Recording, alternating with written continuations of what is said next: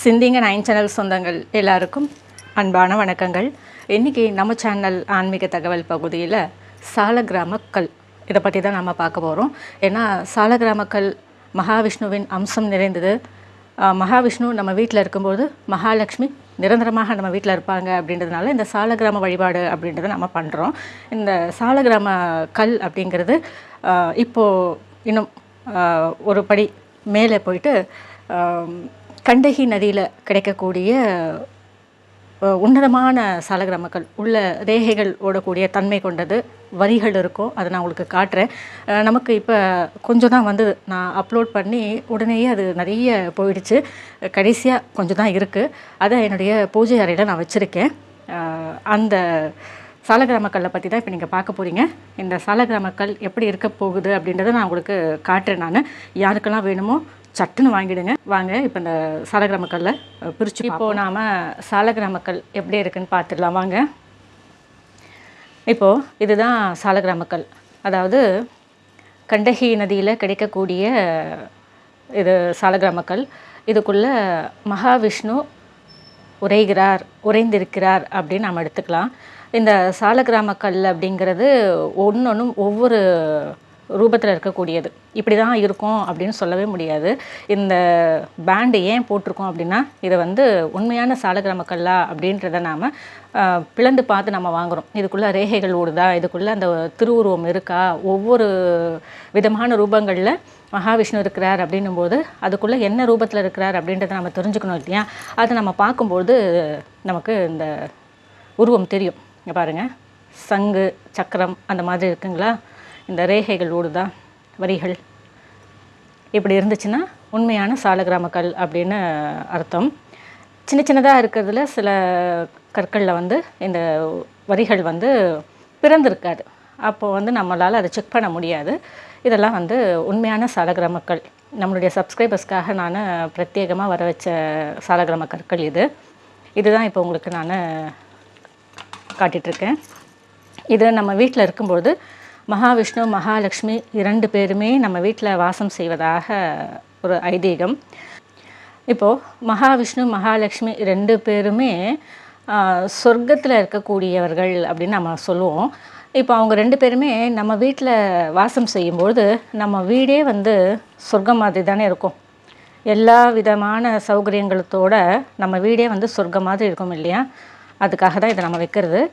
இந்த சாலக்கிராமக்கல்லை நம்ம வீட்டில் வைக்கும்பொழுது தினம்தோறும் இந்த சாலக்கிராமக்கல்லுக்கு பூஜை அப்படின்றது செய்யணும். அதாவது இந்த சாலக்கிராமக்கல் தண்ணியிலேயே இருக்கக்கூடிய அம்சம் அப்படின்றதுனால இது பூஜையிலேயே இருக்கணும். அதாவது அபிஷேகம், நித்திய அபிஷேகம் அப்படின்றது பண்ணணும்.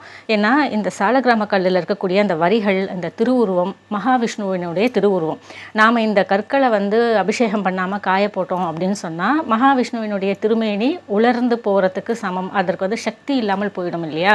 அதனால் இதுக்கு நாம் நித்திய பூஜை அப்படின்றத பண்ணணும், அபிஷேகம் அப்படின்றத பண்ணணும். அபிஷேகம்னா ரொம்ப பெரிய ப்ரொசீஜர்லாம் கிடையாதுங்க. இந்த சாலக்கிராமக்கல்லுக்கு நான் இப்போ உங்களுக்கு சிம்பிளாக நான் செஞ்சு காட்டுறேன் எப்படி அபிஷேகம் பண்ணுறது அப்படின்னு. இந்த பாருங்கள், ஒரே ஒரு கல்லுக்கு மட்டும் நான் பண்ணுறேன். இந்த சாலக்கிராமக்கல்லுக்கு நாம் எளிய முறையில் அபிஷேகம் அப்படின்றத பண்ண போகிறோம். பாருங்கள், சுத்தமான தண்ணி எடுத்துக்கோங்க. அதை மகாவிஷ்ணுவை மனசில் நினச்சிக்கோங்க, மகாலட்சுமி மனசில் நினச்சிக்கோங்க.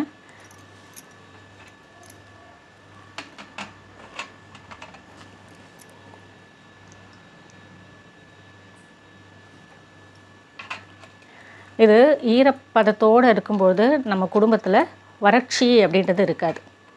ஏன்னா மகாவிஷ்ணு எப்போதுமே இந்த கண்டகி நதியில் இருக்கக்கூடிய சாலக்கிராமக்கல்லில் இருக்கிறதுனால ஈரப்பதத்தோடவே இருக்கணும் அப்படின்றதுனால இந்த ஒரு விஷயத்தை நான் சொல்கிறேன். இதை பாருங்கள், இப்போ சந்தனம் வச்சுருக்கேன், குங்குமம், சரிங்களா. இப்போ இந்த சந்தனம் குங்குமம் வச்சுட்டு மலர் இருந்தால் மலர் சாத்திடுங்க, துளசி இருந்தாலும் துளசி சாத்திடுங்க.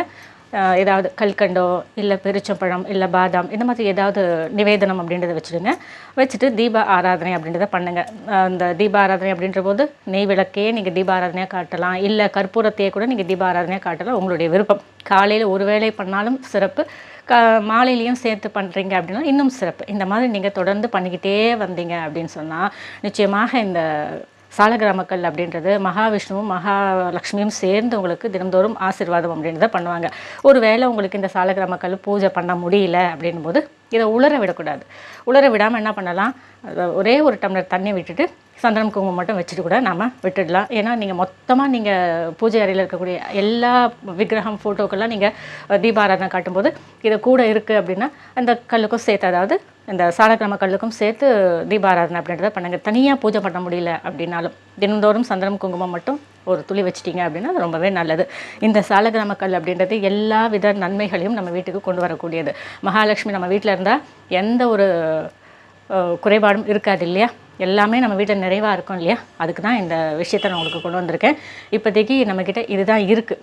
இதை பார்த்திங்களா, 4 சாலக்கிராம கல் தான் இருக்குது. யாருக்கு வேணும் அப்படின்னு நினைக்கிறீங்களோ சட்டுன்னு ஆர்டர் ப்ளேஸ் பண்ணி வாங்கிடுங்க.